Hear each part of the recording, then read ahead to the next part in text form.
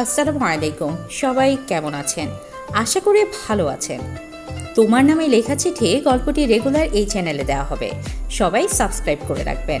ইয়ানা রাগে স্বরে শান্ত হয়ে আবার পুলিশের কাছে সাফায়েতের মৃত্যুর ফাইলের বিষয়ে জানতে চায়, কিন্তু পুলিশ তার কথায় অটল থাকে। সাফায়েতের মৃত্যুর সম্পূর্ণ ঘটনা তার বা থানার অজানা তা বলে বিদায় করে দেয় ইনায়াকে। শেষ মুহূর্তে ইনায়া মিনতি করে বলে একবার পুরনো ফাইল চেক করে দেখতে। থানায় এক কোণে থাকা তালাবদ্ধ রুমে হয়তো কোথাও না কোথাও তার মামার মৃত্যুর কোনো তথ্য লুকিয়ে আছে। ইনায়া নিজের মামার খুনের বিষয়ে জানতে চায়, তার আগন্তুক শত্রুর পরিচয় স্পষ্ট করে সকলের সামনে তাকে দোষী প্রমাণ করতে চায়। নিজের অতীতের সকল রহস্য জানার জন্য তার মন উতলা হয়ে গেছে। ইনার সকল চেষ্টা পুলিশের কাছে ব্যর্থ হয়। সে তাকে নিষেধ করে দেয়, থানায় তার মামার মৃত্যুর কোনো কাগজ নেই। পুলিশ তাকে বাধ্য করে থানা থেকে বের হয়ে যেতে।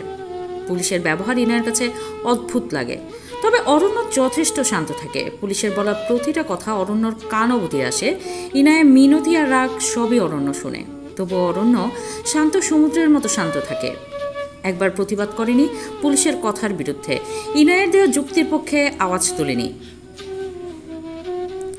রূপনগর থানার বাহিরে দাঁড়িয়ে আছে ইনায়া আর অরণ্য। বাহিরে প্রচুর রোদ, তীব্র রোদে সারা গ্রাম পুড়ছে, যেন সূর্যের তেজ আজ একটু বেশি। ইনায়ার শরীর রাগে আর রোদে পড়ে যাচ্ছে। শরীর থেকে ঘামের বিন্দু বিন্দু কণা সারা শরীরে ছড়িয়ে পড়ছে। ইনায়ার ভীষণ রাগ হচ্ছে। তার এখন মনে হচ্ছে সে হাজার চেষ্টা করার পরও ব্যর্থ হয়ে যাচ্ছে।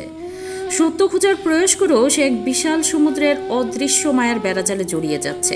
ইনায়া সকল ভাবনার মাঝে অরণ্যর দিকে তাকায়। সূর্যের তাপ যেমন প্রখর, অরণ্যর নীরবতা তার চেয়েও অধিক গম্ভীর।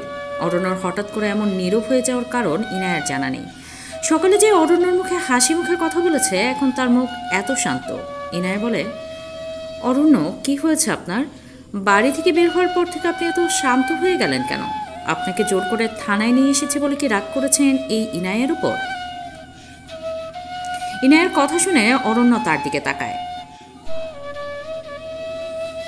শীতল চোখের চাহনি কণ্ঠে কোনো শব্দ নেই, তবুও তার দৃষ্টি যেন হাজার কথা বলে দিচ্ছে। অরণ্যর চোখে এমন করে কবে তাকিয়ে দেখেছে ইনায়ার খেয়াল নেই, তবে আজ কেন জানি অরণ্যকে তার বড্ড অচেনা লাগছে। বিয়ের পর অরণ্যর এমন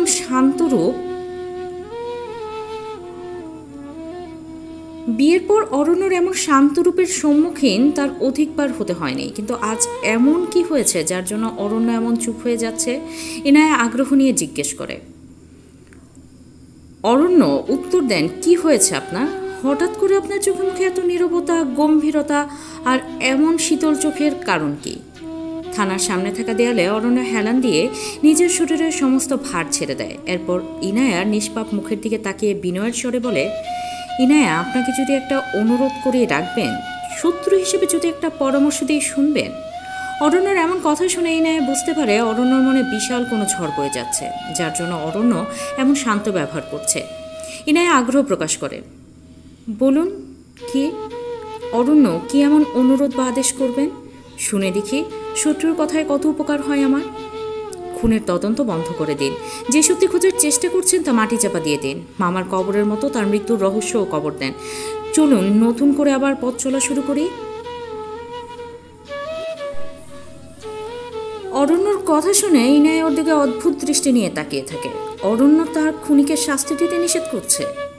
শুরু থেকে অরণ্য সবসময় সাপোর্ট করেছে, তাহলে আজ কেন এমন ব্যবহার করছে? ইনায়ের কাছে জবাব নেই। ইনায়া বলে, আপনি কি বলছেন তা জানেন অরণ্য? আর কয়েক মাস পর আদালতে আমার খুনের রায়। যদি এখন এসএস গ্রুপের অপরাধীর কথা না জানতে পারি, তাহলে কালকে আমার ফাঁসি হয়ে যাবে। আপনি কি আমার মৃত্যু কামনা করেন? না না, আপনার মৃত্যু হলে আমি কি করে জীবিত থাকবো বলেন? তবে আসল খুনের নাম না জানলে আপনার শারীরিক মৃত্যু হবে, আর খুনের পরিচয় জানলে মানসিক। কোন মৃত্যুর কষ্ট আপনার কাছে অধিক বলে মনে হয়? অরণ্যর কথা শুনে ইনায়া অবাক। তাহলে কি অরণ্য জানে কে খুনি? খুনি কি তার খুব প্রিয়জন, যার জন্য বলছে ইনায়ার কষ্ট হবে? কিন্তু তার পরিচয় কে খুনি হতে পারে? তার শত্রু হয়ে মৃত্যু কামনা করতে পারে? ইনায়ার উত্তর জানা নেই। ইনায়া বলে, অরণ্য, আপনি কি জানেন মামার খুন কে করেছে? আসল অপরাধী কে? সে কি আমার আপনজন? অরণ্য শান্ত গলায় বলে, যদি বলি জানি তাহলে? যদি বলি সে আপনার আপনজন, তখন কি তার পরিচয় খোঁজা বন্ধ করে দেবেন? কে সে? তার নাম কি? কে খুন করেছে আমার মামাকে? এসএস কোম্পানির মালিক কে? শহরের এত নিরপরাধ শিশুকে খুন কে করেছে? এমন পাষাণ্ডিত কার? যদি না বলি, আমার উত্তর চাই। আপনার উত্তর চাই না আমাদের সংসার?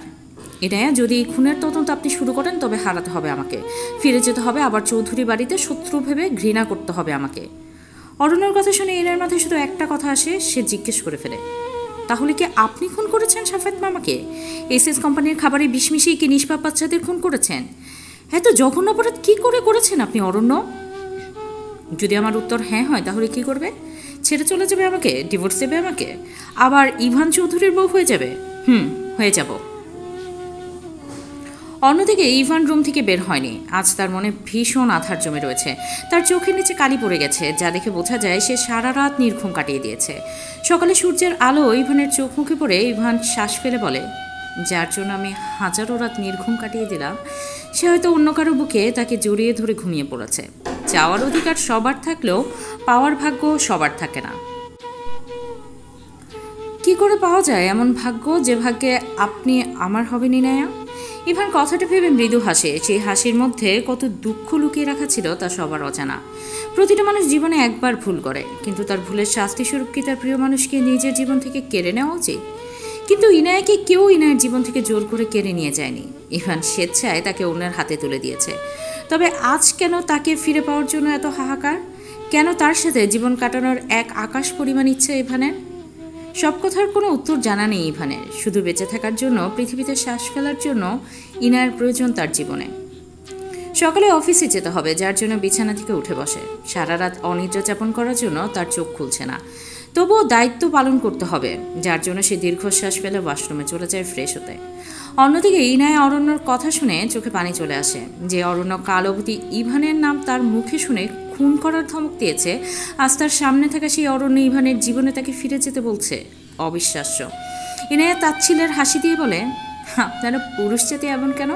যখন যার প্রয়োজন হয় তখন ব্যবহার করেন, আবার ছুঁড়েও ফেলে দেন। জানেন, প্রিয়জন আর প্রয়োজন কথাটার মধ্যে বিশাল পার্থক্য।